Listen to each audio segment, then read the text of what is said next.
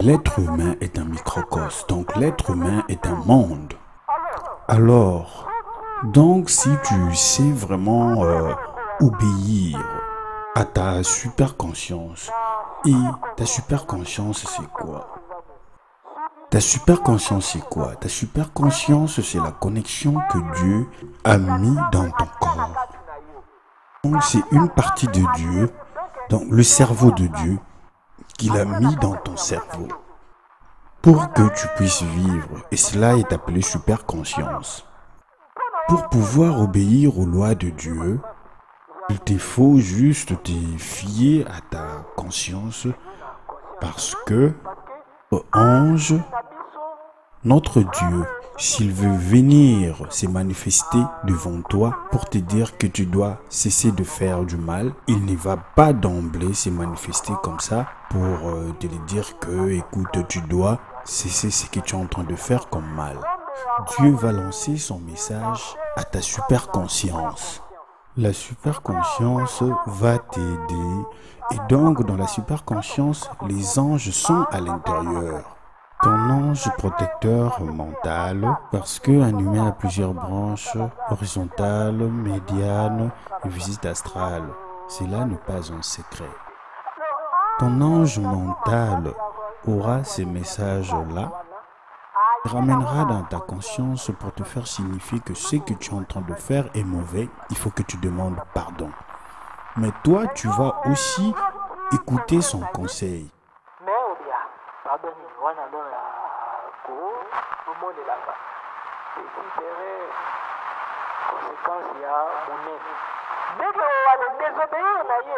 Dans Exode, quelque part, la Bible dit « Voici, j'envoie un ange devant toi pour t'y conduire jusqu'à la terre promise. Regarde, j'ai mis mon nom en lui. Parce que ce qui est vrai, le nom de tout ange représente l'adoration de Mère Créateur. Par exemple, Barachiel. Barachiel signifie la bénédiction de Dieu. Ce Dieu-là qui bénit. Par exemple, Michael, qui est comparable à Dieu. Par exemple, Gabriel, c'est adorer Dieu. Comme Raphaël, Dieu est celui qui guérit. Exemple, le nom de Uriel signifie les dieux de feu. Mécatron signifie celui qui se tient debout devant la face de Dieu. Alors Dieu dit ceci, mon nom est dans ton intérieur. Donc obéis Dieu. Donc si tu n'obéis pas Dieu, il ne va pas te pardonner.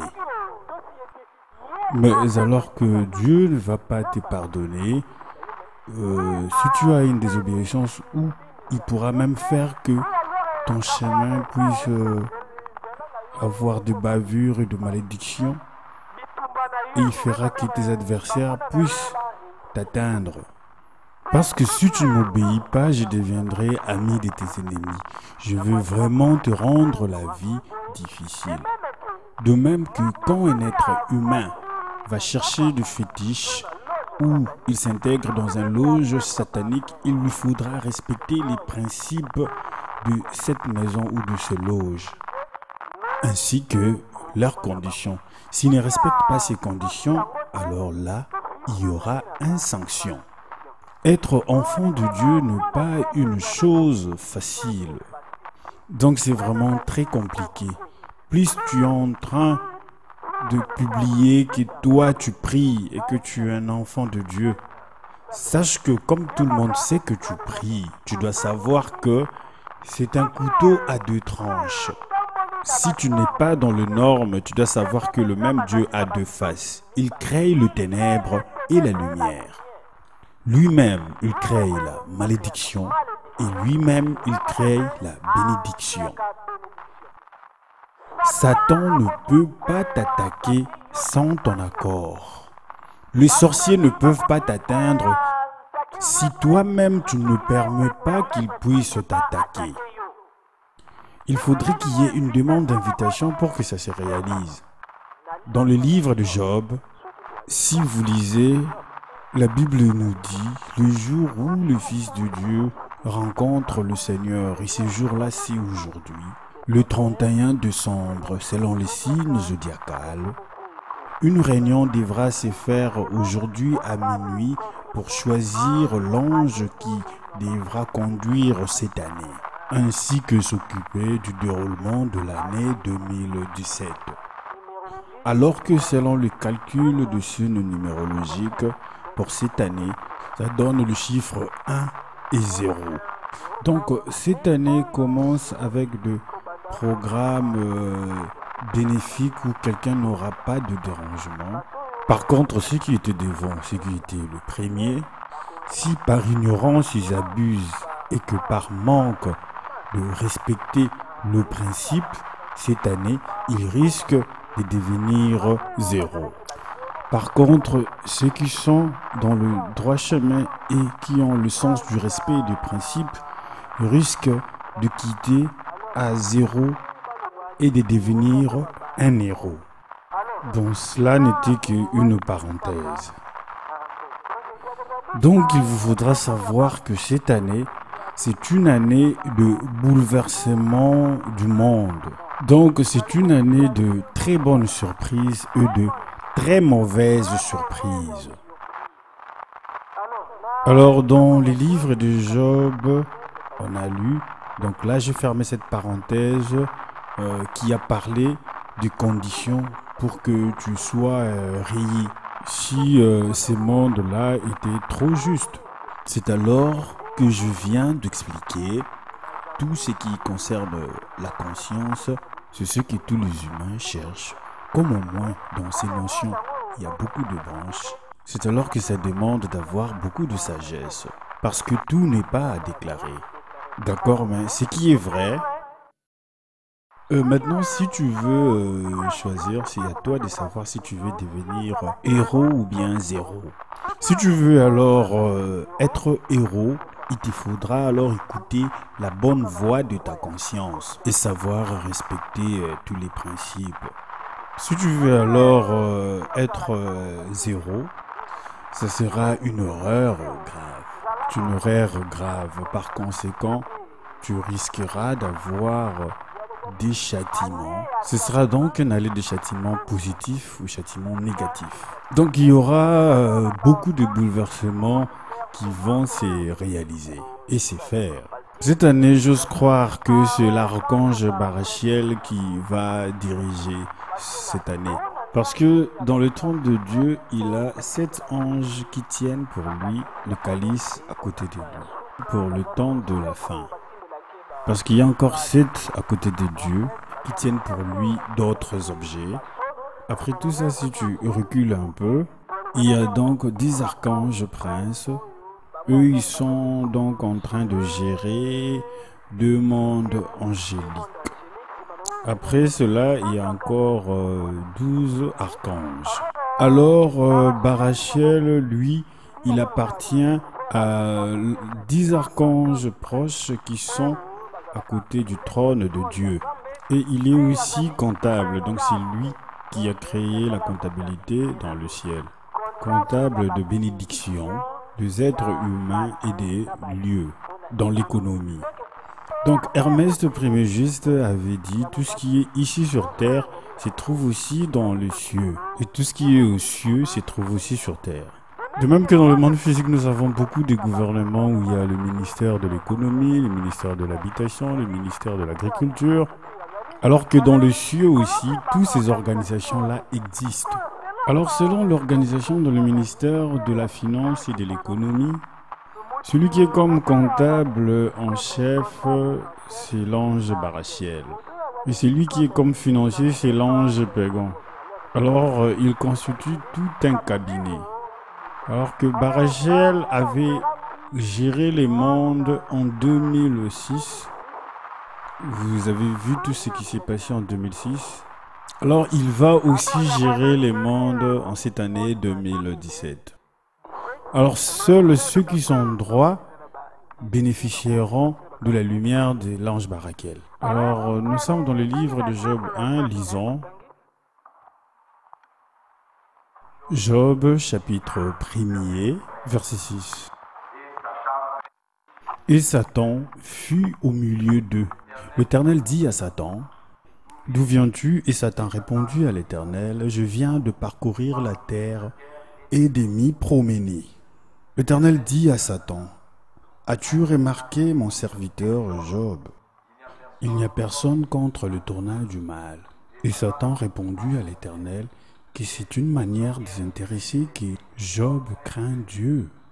Ne l'as-tu pas protégé, lui, sa maison et ce qui est à lui? Mais alors, étends ta main et touche à tout ce qui lui appartient, et je suis sûr qu'il t'est maudit en face. Et l'Éternel dit à Satan, voici tout ce qui lui appartient, et je te les livre. Disons que si c'était la réunion de ministres, et qu'un boulanger aussi se retrouve dans cette réunion. Donc c'est que lui aussi c'est un ministre du boulanger. N'est-ce pas, non? Parce que la réunion s'était prévue seulement pour le ministre. Donc lui aussi il était ministre, mais du côté du boulanger. De même que Satan n'est pas l'adversaire de Dieu totalement. Concernant Satan, je vous prie de bien me suivre parce que si vous ne me comprenez pas très bien, vous allez me traiter de satanique. La question est celle-ci. Dieu est tellement puissant. Dieu est omniprésent. Donc, personne ne pourra être son ennemi. S'il dit quelque chose, ça doit se réaliser. Donc, le souffle de vie que Satan possède vient de Dieu. Donc, c'est une partie de Dieu à l'intérieur de Satan. Si aujourd'hui, moi, je te donne une fonction et que tu commences à me combattre, mais c'est simple, je vais carrément te retirer de ces fonctions. Et là, tu n'auras plus la force de me combattre. Mais pourquoi disons-nous que Satan est l'ennemi de Dieu? Parce que jusque-là, Dieu n'a jamais retiré son souffle de vie.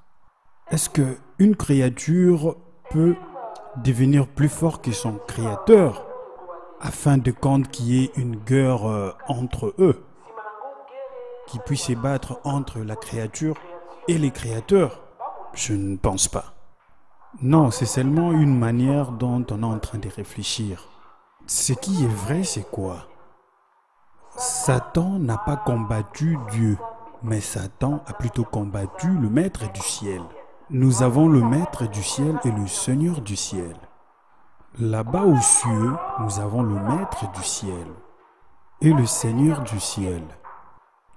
Le Seigneur du ciel, c'est lui, Yahweh. Personne ne le voit. Si l'ange veut disparaître, il faudra que Yahweh le fixe de yeux. Les anges qui sont autour du trône de Dieu, on les appelle le séraphin, Kéroïm. Alors, le séraphin possède 6 ailes. Pourquoi? 2 pour amener le trône de Dieu. 2 pour couvrir leur face, leur corps entier. Et 2 pour voler. Pourquoi doivent-ils couvrir leur face? Parce que dans l'hiérarchie angélique, si un ange veut mourir, l'esprit aussi meurt. Donc si un ange veut mourir, il lui faudra fixer ses yeux droit vers le trône de Dieu. Dans le premier monde de Jéricho qui se trouve au-delà de Kéter. Kéter est le premier monde angélique qu'on appelle en français la couronne. Le premier monde angélique, c'est dirigé par un ange qu'on appelle le Maître du ciel. Bon, son titre, c'est le Maître du ciel. Son nom est Mécatron. Mécatron, on lui a aussi donné un autre nom. On l'appelle aussi là-bas l'Ancien du jour. Les gens les confondent avec Dieu et Jésus. L'Ancien des jours, c'est donc le premier ange qui a été créé par Dieu. Celui que Dieu le Père et le Fils et le Saint-Esprit ont engendré. Seul lui-même avec ces noms-là, Mécatron. Ce nom-là, Mécatron, veut dire seulement, c'est lui, donc l'ange de la face. Lui-même, il est donc artipré.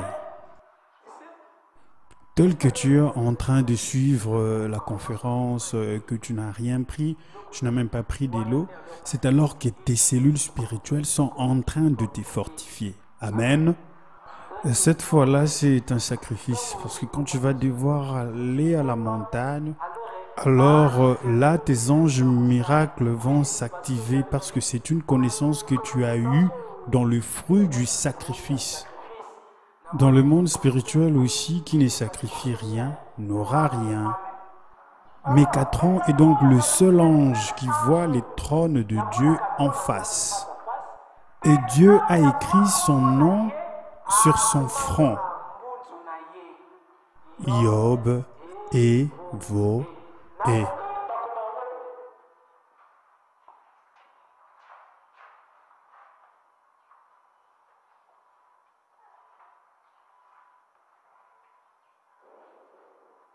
Sur le front de Mécatron, on a écrit les noms de Yov.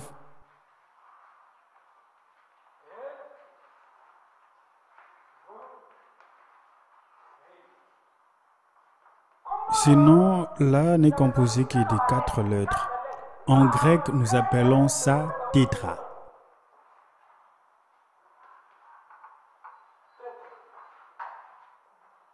Mais comme c'est le nom de Dieu, nous allons rajouter grammaton.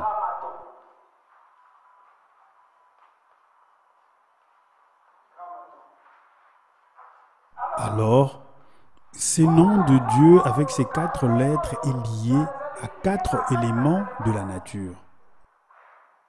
C'est donc lié à 4 éléments de la nature qui sont liés à 4 êtres vivants.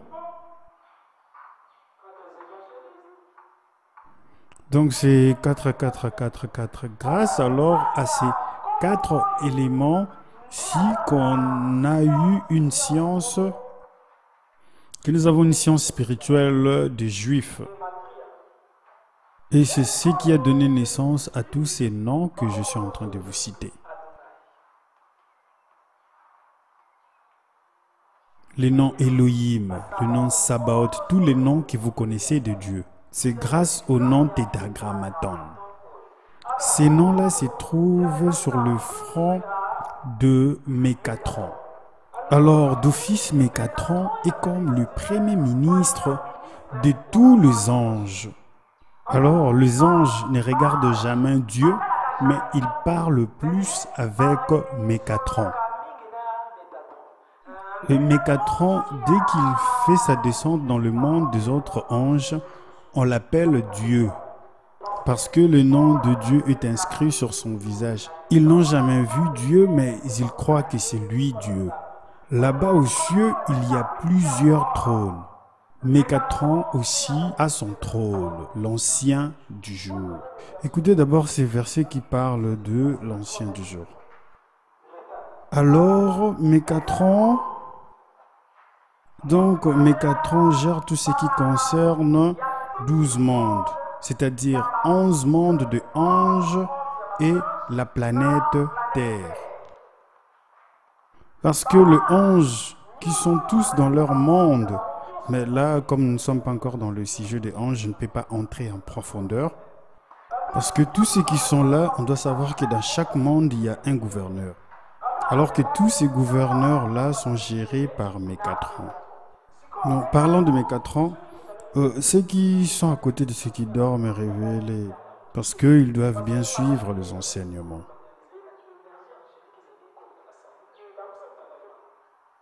Ça peut arriver aussi que tu dors et que tu ne te réveilles plus. Donc évitez de dormir parce que le sujet qui concerne Dieu est plus que la sorcellerie. Alors, Mécatron, c'est Mécatron qui est en train de diriger tout le monde angélique. Mais Lucifer savait aussi que la personne sur laquelle ils font de réunion, c'est celui-là, Dieu. Les jours qu'il avait su que c'est pas celui-là, Dieu, excusez-moi de vous parler de cela, mais il avait tout fait pour chercher Mécatron. Il était vraiment étonné que Dieu nous avait menti. Donc celui-là, c'est pas lui-même Dieu. Puis il veut favoriser une femme, une humaine, pour que moi je puisse refuser Dieu. Depuis quand moi je suis devenu Dieu. J'ai un maître spirituel qui m'a toujours guidé. Satan était vraiment confus. Il a compris que au-dessus de Mécatron, il y avait encore un autre monde. Il y avait des gens qui sont plus forts que lui. Donc là, il se disait que je dois faire un effort, combattre Mécatron pour l'enlever sur ses trônes et avoir son pouvoir. Et il a compris qu'il ne combattait qu'avec le Premier ministre, il n'a jamais combattu Dieu. C'est Mécatron qui a combattu pour Moïse. Parce que Mécatron, dans son monde Keter, c'est un monde à 100% feu. Il n'y a que du feu.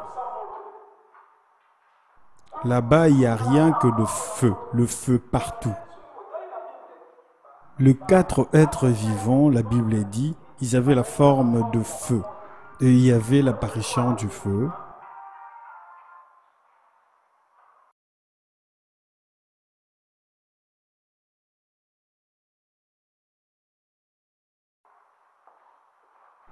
Alors, comme ce monde-là n'est qu'un monde constitué seulement de feu, Mécatron, alors si un jour il veut faire son apparition dans le monde physique, donc sa manifestation n'a pas toujours été facile.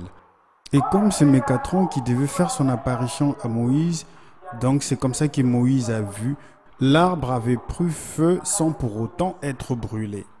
Mais comme il a la marque de Dieu en lui et ange parmi les anges, les anges de degré élevé ne disent jamais que c'est Dieu qui m'a envoyé. Les anges de degré un peu plus bas, tels que l'ange Gabriel qui est parmi les anges qui apportent le message ici sur terre, eux ils ont l'habitude de dire que c'est Dieu qui m'a envoyé parce qu'il est un ange de petit degré.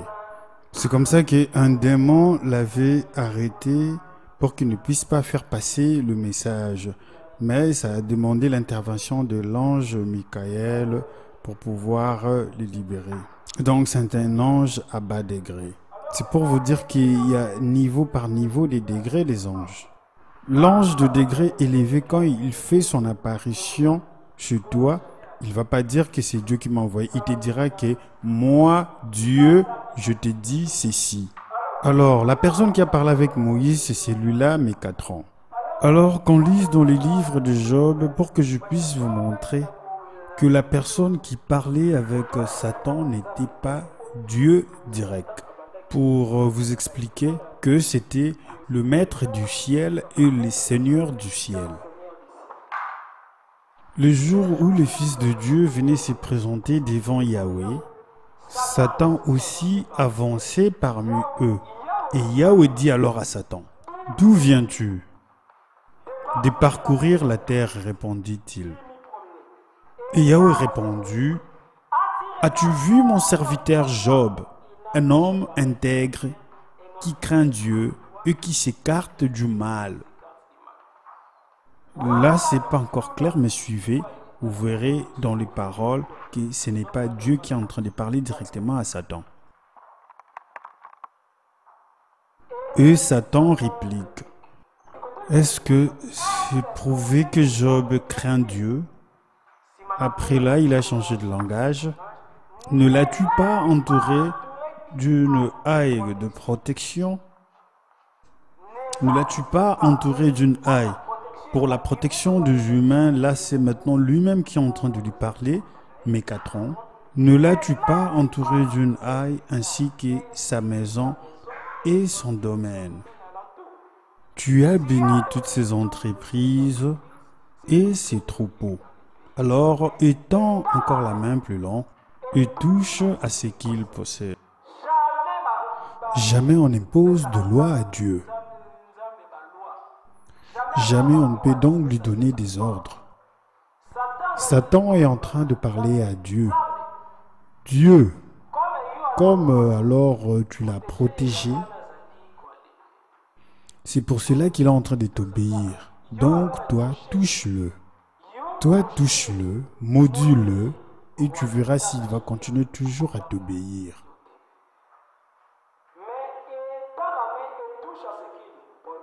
Je gage. Tandis qu'on ne fait pas de gageant avec Dieu, vu son auteur. Satan parlait avec un autre être appelé Métatron, maître du ciel. Alors, à peine qu'il dit qu'il gage, mais toi, t'es qui pour faire un gageant avec Dieu? Sinon, Dieu allait seulement dire que ces souffles de vie-là reviennent vers moi. Et ces souffles de vie allaient revenir vers Dieu et Satan allait disparaître. Mais comment alors ils étaient en train de faire un pari comme si c'était un bras de fer? Alors là, on s'est dit que c'était pas Dieu direct. Et là, Satan dit à Dieu que je gage qu'il te maudira en face. Dieu dira, Satan, touche ce qu'il possède et a ton pouvoir. Mais évite de toucher son âme. Mais alors, ici, nous voyons, si on n'avait pas touché la vie de Job directement, c'est parce qu'il était en train de bénéficier de la protection de Dieu. Ce qui avait attiré sa protection parce que c'était un homme intègre. Il craignait Dieu, il ne dénia point sa valeur ici sur la terre. Alors, la dimension de ton obéissance est donc la dimension de la force de l'opération de tes anges. Plus tu es en train de désobéir, plus tu es encore de beaucoup affaiblir tes anges médiateurs. Maintenant, nous entrons dans le cerveau de l'être humain. Le cerveau d'un être humain a donc deux facettes de sculpture. Toute science dans le monde a donc sa partie spirituelle. Physique, des statuettes, pour donc arriver à expliquer aux gens que tout ça existe. Comment alors se fabrique le micro? Ça, c'est la physique humaine. La physique spirituelle aussi existe, qui est appelée physique quantique. De même que la chimie du monde existe, mais la chimie spirituelle aussi existe, qu'on appelle art-chimie. De même que la psychologie de médecin existe, mais la psychologie spirituelle aussi existe, qu'on appelle parapsychologie. De même que la physique existe, la métaphysique aussi existe. Alors, le cerveau d'un être humain, dans la tenue d'un être humain, est composé de deux groupements de solides. D'abord, si tu dépièces un humain, tu verras qu'il a des organes. Alors que si tu dépièces un humain, tu verras qu'au-dessus, il a des organes. Et si tu commences à descendre vers le bas, tu verras qu'il a des appareils. Donc, dans les appareils, il y a aussi des cellules. Les cellules sont donc composées des ions et des neurones. Si tu dépièces le neuron, il y a encore une sous-particule. Cette particule-là est divisée en deux. Il y a des êtres qui sont à l'intérieur, mais il y a d'autres qui ne sont que des démons de lumière, mais il y a aussi d'autres êtres qui sont des démons de ténèbres. Les démons de ténèbres, eux, les anges de lumière. Ces démons-là ne sont nulle part, ils sont seulement dans ton corps. Donc c'est toi qui es leur maître. Donc c'est toi qui les contrôles. Et maintenant, comment ils seront commandés par toi? Ton malheur, la première chose, c'est toi-même. Ta bénédiction aussi, c'est seulement toi-même. Ton échec aussi, c'est seulement toi-même. Donc avant tout, c'est nous-mêmes. Alors qu'on lise d'abord dans les livres de Jacques où on est en train de nous parler de la parole concernant la personne à qui on avait arraché la langue. Je ne sais plus si c'était Jacques ou Jean. C'est Jacques ou Jean. Jacques 3. Regardez un peu dans Jacques 3. C'est Jacques 3.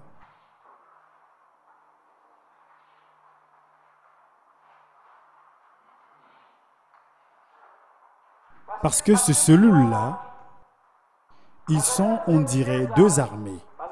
Il y a juste une armée pour te créer de bénédiction. Et l'autre armée n'est là que pour te créer de malédiction. Mais dans tout cela, toi-même, tu as des munitions à leur donner pour pouvoir te combattre. Et toi-même, tu as le carburant qui leur servira de moyen pour conduire le véhicule qui va te détruire.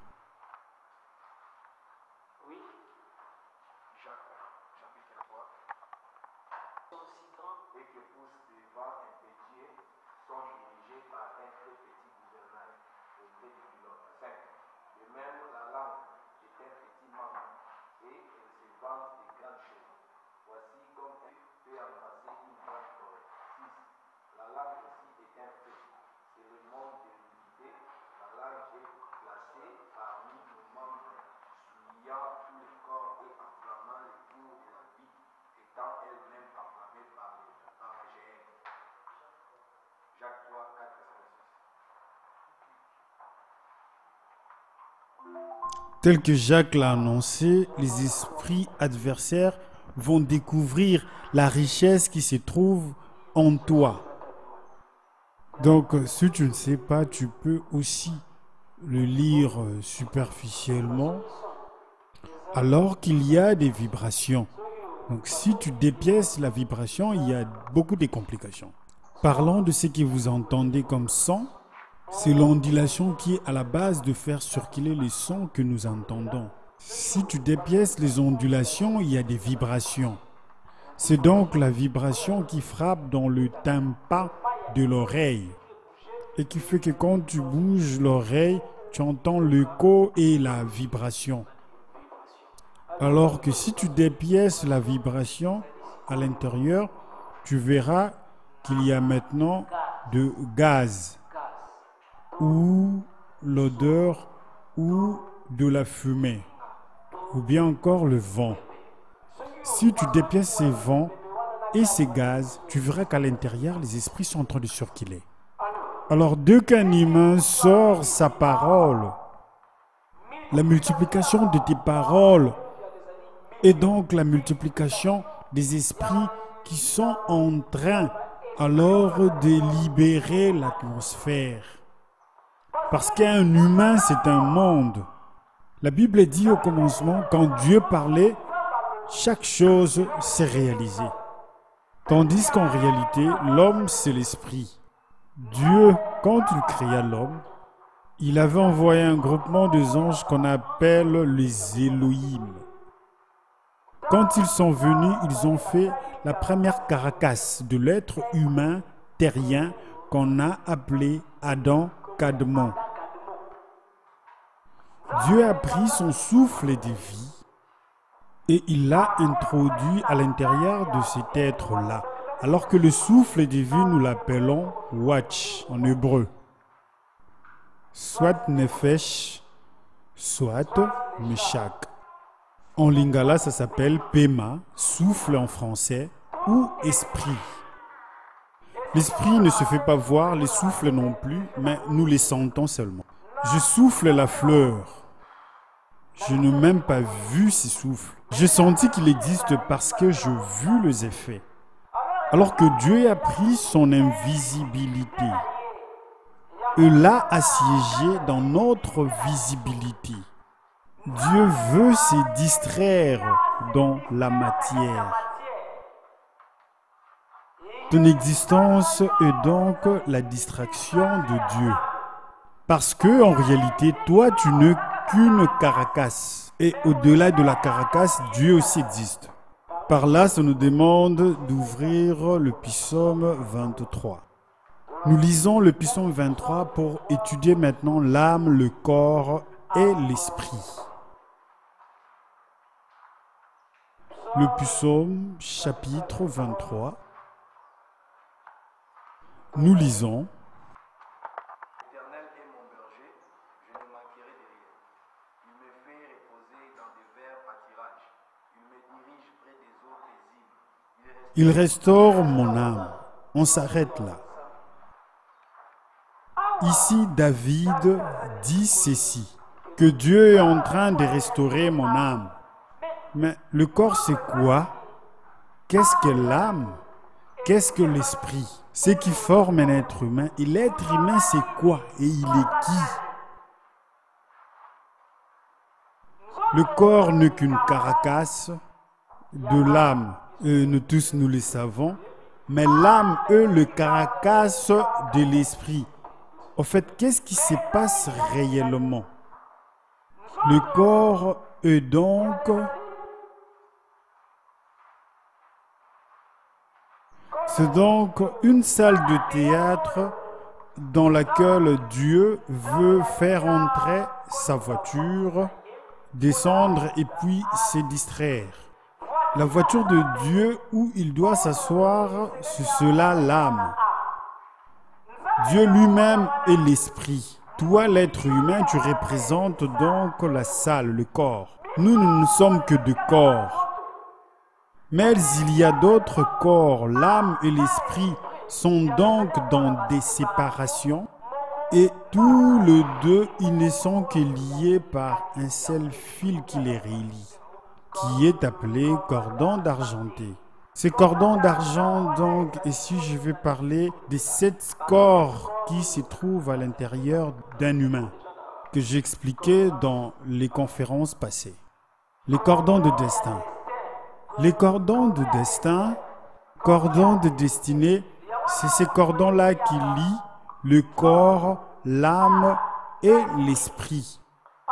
Alors, pour que le corps puisse vivre les miracles, il faudra que ces corps-là puissent être en liaison avec l'âme. Alors l'âme, c'est une voiture. L'âme s'abîme, comme une voiture aussi tombe en panne. L'âme se blesse, comme une voiture aussi connaît des accidents. Si ton âme se blesse, il n'y a pas moyen que ça puisse prendre l'énergie de l'esprit. Pour pouvoir passer jusque dans ton corps, il n'y a pas moyen. Guérison et miracle. Tout ce que nous connaissons là est donc lié à l'âme, l'esprit et le corps. Si ton âme est donc blessée, il n'y a pas moyen que ton souffle, que l'esprit de Dieu puisse respirer en toi. Pour que ça se mélange avec ton âme, pour ton physique, et que quand tu parles de logos, que tu puisses avoir Rhéma. Pour que quand tu dises une parole, que Dieu t'entende directement et que ça puisse avoir de l'effet. Il ne faudra pas que ton âme puisse avoir beaucoup de bavures. Qu'est-ce qui fait que nos âmes puissent avoir de bavures? Comment notre âme se blesse-t-il? Et comment le faire réparer?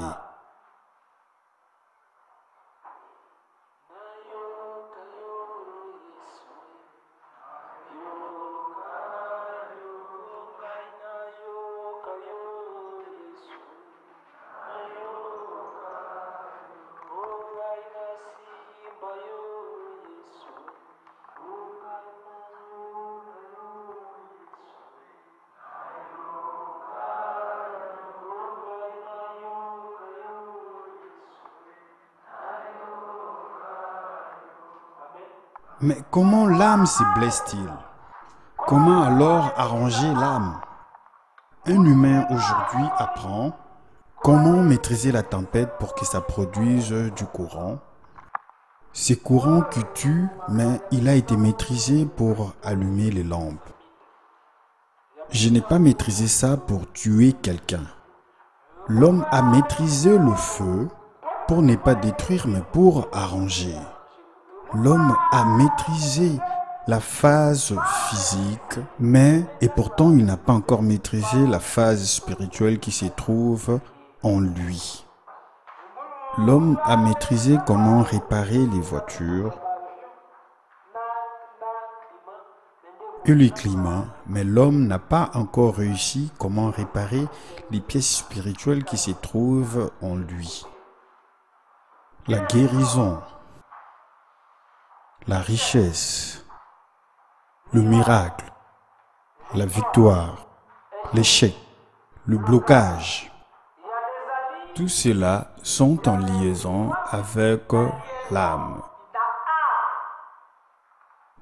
Dans notre âme, tous les sentiments sont à l'intérieur. Tout en toi est dedans.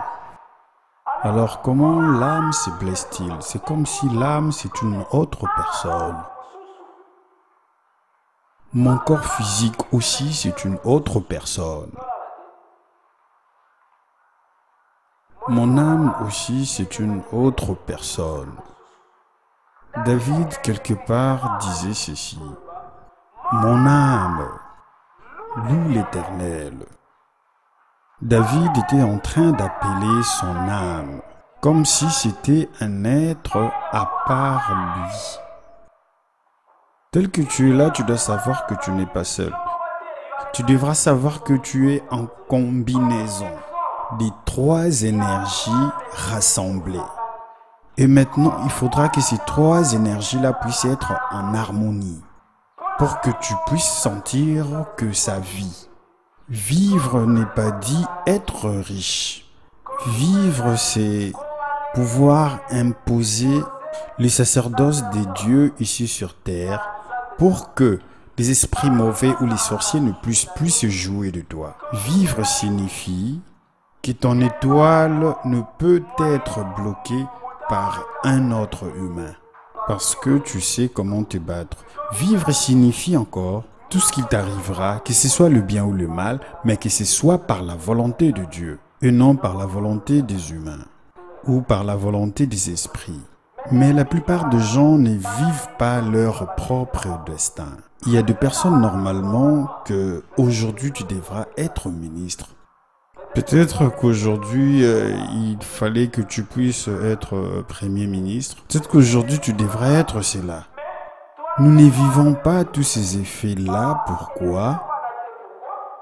Parce que comme notre âme a beaucoup de fissures, ça a alors ouvert de portails pour nos ennemis. Et c'est comme ça que les esprits errants se retrouvent en nous.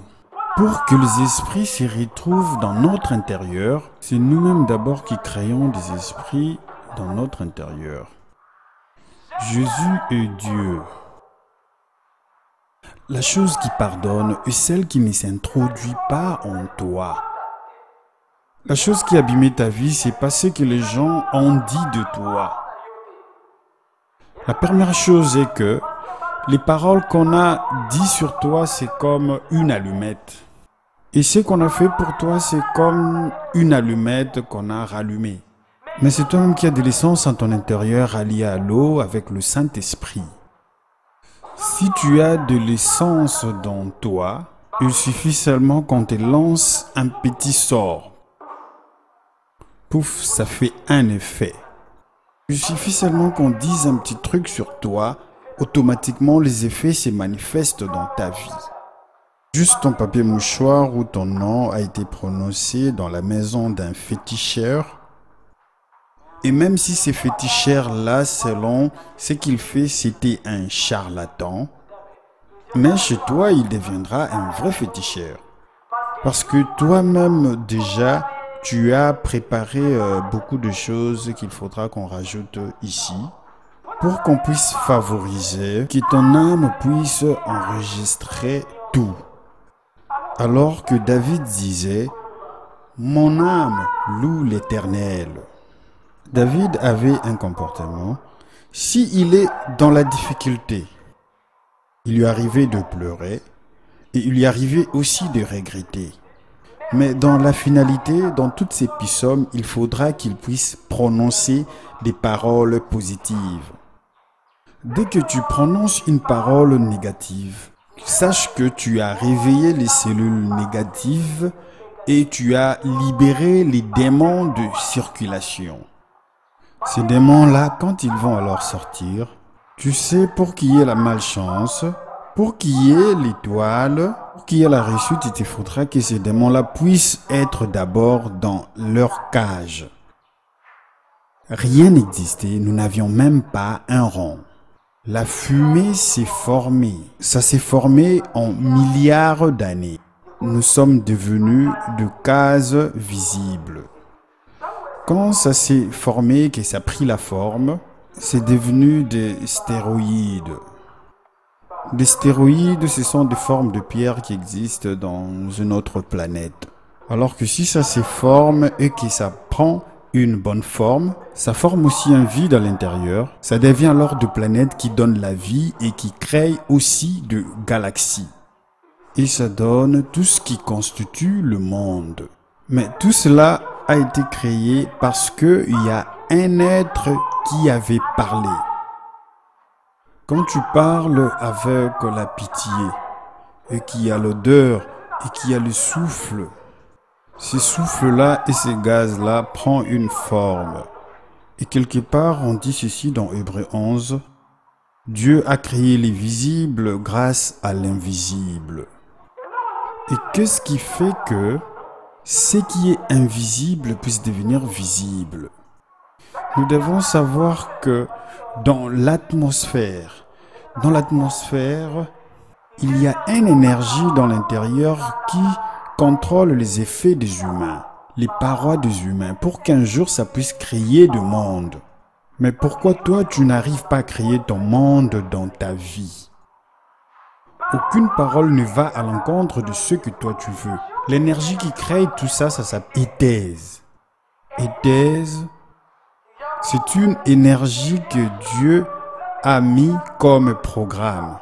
Si ça capture tes paroles en forme d'esprit, ça va rassembler toutes tes paroles et le faire travailler dans l'atmosphère de éthèse. Dès qu'alors il est travaillé là-bas, on obtiendra ce qui est visible et il sera rendu invisible.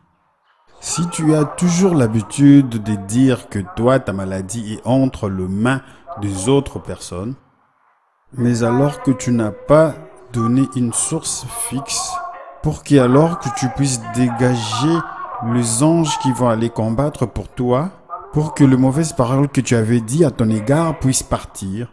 Si cela est parti, sache que ça devra traverser une couche dans l'espace. Dieu a mis quelque chose comme une espèce d'ordinateur automatique. Dès que ça se retrouve à l'intérieur, d'office, l'univers devra aussi te répondre. L'univers devra te répondre grâce à l'ange qui gère les premières sphères de l'univers qui s'appelle Sandalphon. Sandalphon est donc l'ange titulaire. Ils sont donc parmi les anges qui sont en train de gérer. Donc l'ange Sandalphon.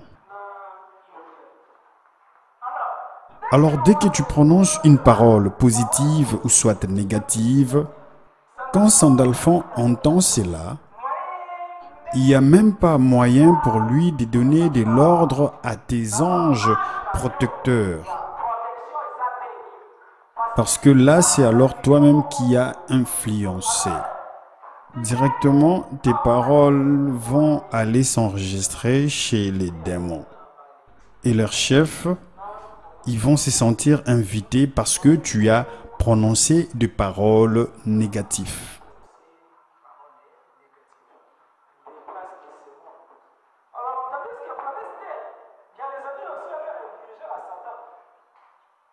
Du côté de Dieu, c'est dirigé par Sandalphon, mais du côté du diable, c'est dirigé par Satan. Si tu dis une parole négative, Satan le prend comme argument. Le jour qu'une personne dira de mal de toi, l'effet sera direct. Si tes anges intercalent les agents de Satan, Dieu va faire sortir les articles tels que ça se passe dans la justice pour dire que c'est toi-même qui avais ouvert la porte avec tes mauvaises paroles dans telle date et que toi-même tu avais prononcé tout cela et que jamais tu étais venu sur terre pour accompagner les autres. La moindre des choses, c'est d'obéir à tout ce qu'on te demande de faire. Parce que je veux alors te satisfaire. Parce que et les démons et les anges, ils sont là que pour satisfaire l'humain, négativement comme positivement. Que toi-même, l'être humain, a le pouvoir de permettre à l'ange de te satisfaire par tes simples paroles que tu prononceras. Ça passe par plusieurs mondes, ça arrive jusqu'au monde angélique, ça va jusque vers chez Satan, et Satan demandera, c'est qui alors qui a besoin de lui? Qui d'entre nous, ici sur terre, voudra que tout cela puisse lui arriver? Je pense que personne. Par une simple parole que tu prononceras, pourra déjà faire une prédisposition dans ton corps. Mais ici, nous voyons David, pendant que le roi Salomon était en train de l'attaquer, David ne disait absolument rien. Parce qu'il savait que ce qui fait blesser l'âme, ce sont des paroles négatives. Dans le psaume 22, David a blessé l'âme. Directement dans le psaume 23, David a réparé son âme. Dans le psaume 22, nous lisons David dit ceci.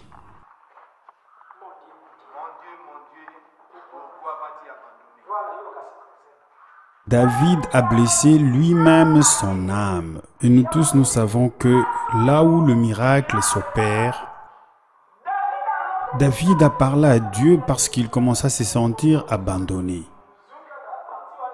Ah mon Dieu, pourquoi tu m'as abandonné? Mon peuple périt par manque de connaissance. David avait lui-même blessé son âme. Après, il a pleuré, mon Dieu, pourquoi m'as-tu abandonné? Maintenant, comment Dieu peut-il abandonner quelqu'un? Si dans la réalité, c'est Dieu lui-même qui demeure à l'intérieur de l'humain, Dieu est partout en même temps, donc il est omniprésent. David avait oublié que Dieu est partout, que Dieu est même en lui. Dieu est dans tout ce qui est en train d'exister. Une fois que tu considères Dieu comme un être à l'extérieur de toi, directement tu brises ces liens-là. Directement tu brises ces liens-là parce que tout est dans le cerveau. Alors, dès que tu considères Dieu comme un être supérieur, qui cherche un chercheur, parce que c'est toi-même qui es en train de te chercher. Parce qu'il y avait une période. Dans cette période-là, comme tout le monde cherchait le visage de Dieu, les dieux majeurs ont remarqué que nous, les dieux mineurs que nous sommes, que nous n'utilisons pas bien ces domaines-là de Dieu. Alors, les dieux majeurs, ils se sont rencontrés avec Dieu le vieillard, le vrai Dieu. Ils lui ont dit, il nous faudra faire sortir la vérité que possède l'homme et le cacher à un autre endroit.